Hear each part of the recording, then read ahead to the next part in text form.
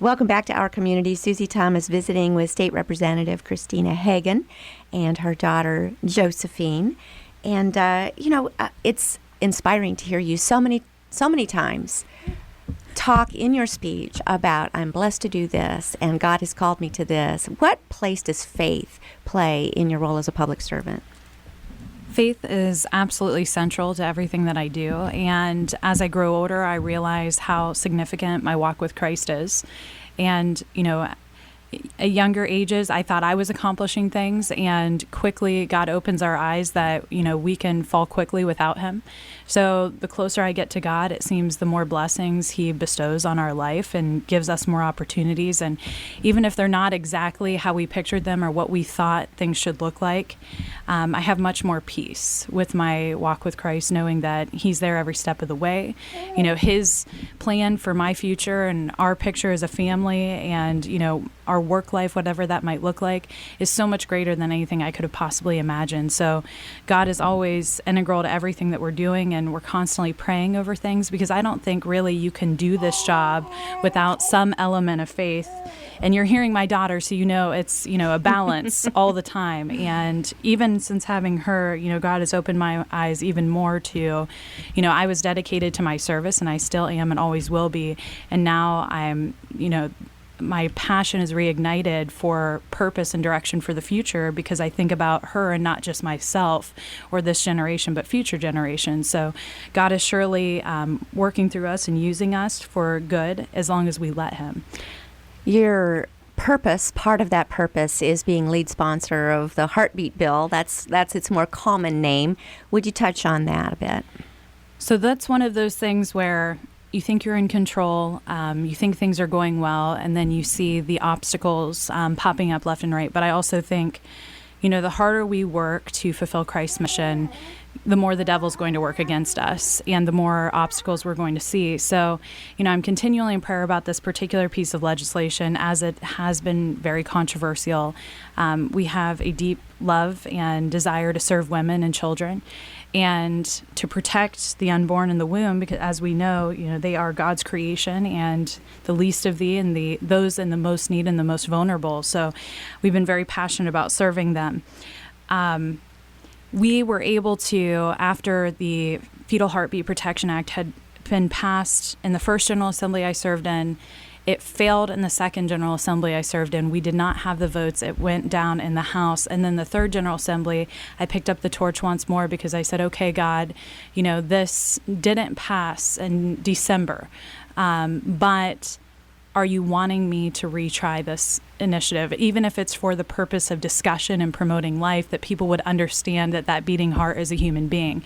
And I felt the nudge, so I talked with the speaker, I talked with our leadership team, and I moved forward on the legislation, albeit difficult, even in a Republican-dominated House, Senate, and executive branch.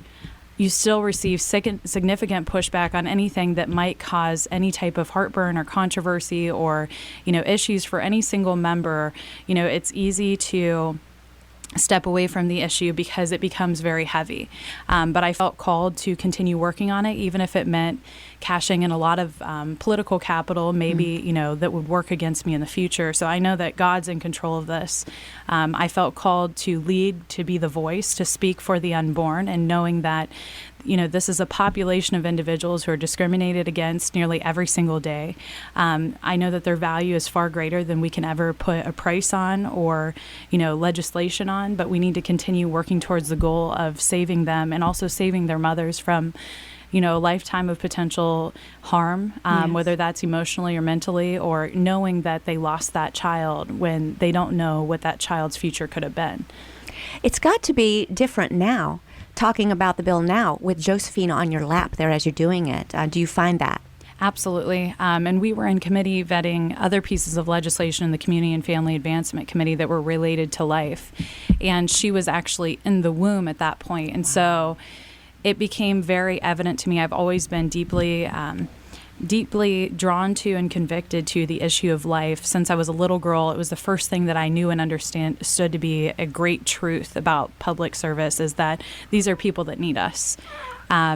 And as I've gotten older, that's never faded away. And as you can hear, they're still counting on us. So when she was in the womb, it was easier to debate because all of the things that had been used against me because I had not yet been a mother, I had not yet had a child, I could not possibly know what labor and delivery was like, I could not possibly understand the implications.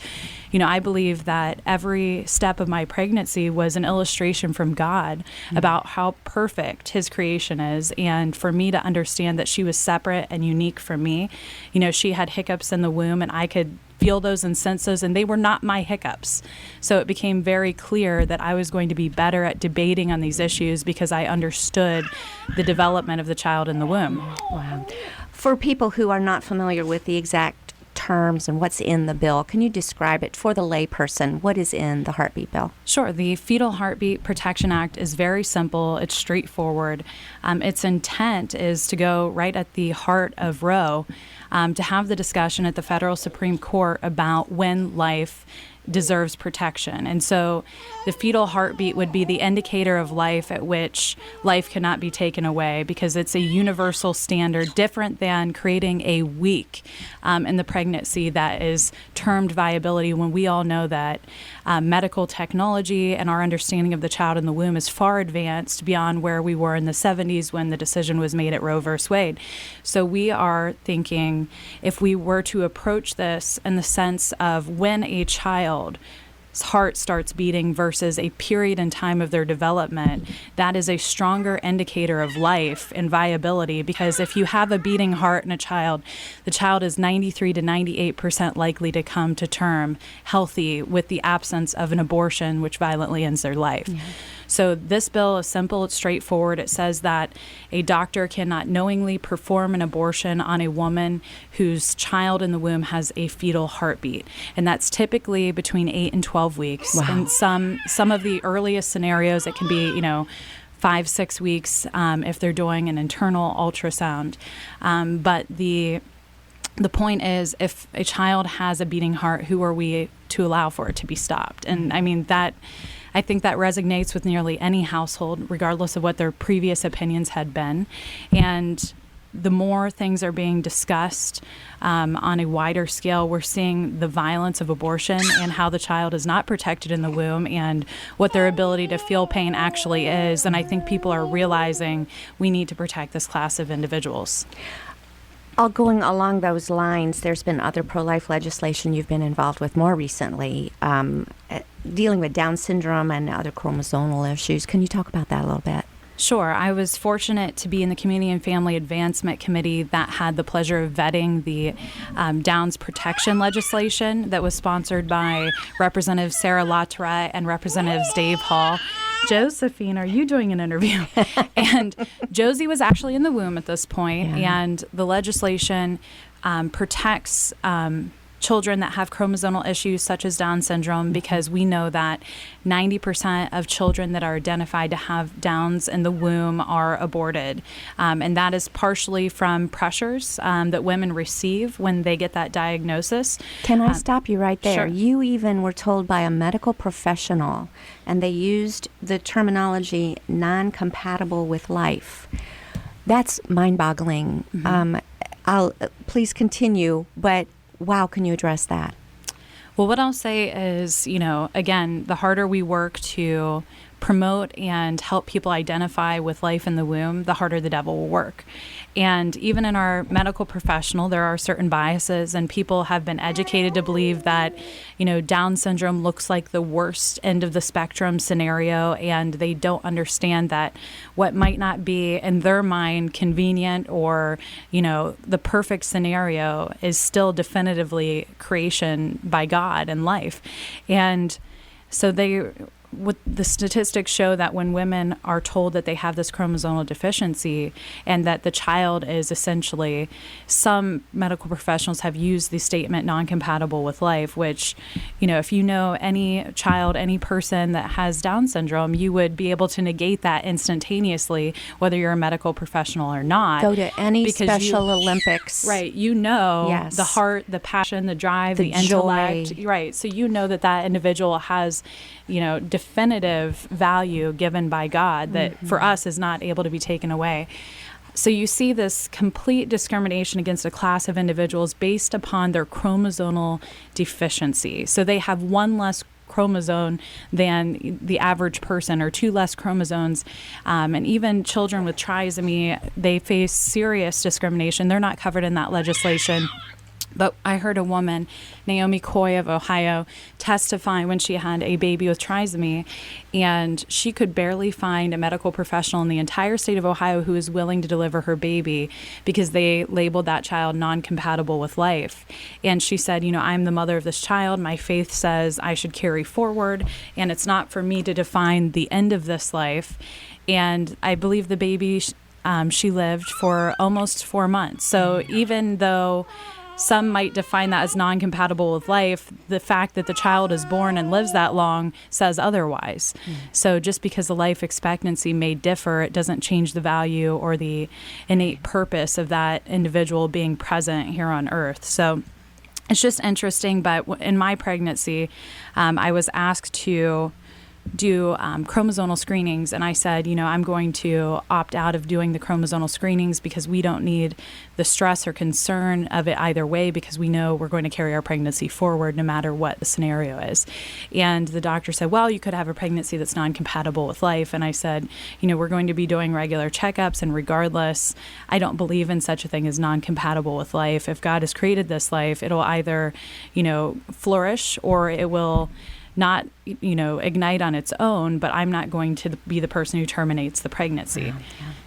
Wow. Walk for Life is coming up. Well, before we get to that, where does this legislation stand, did you say?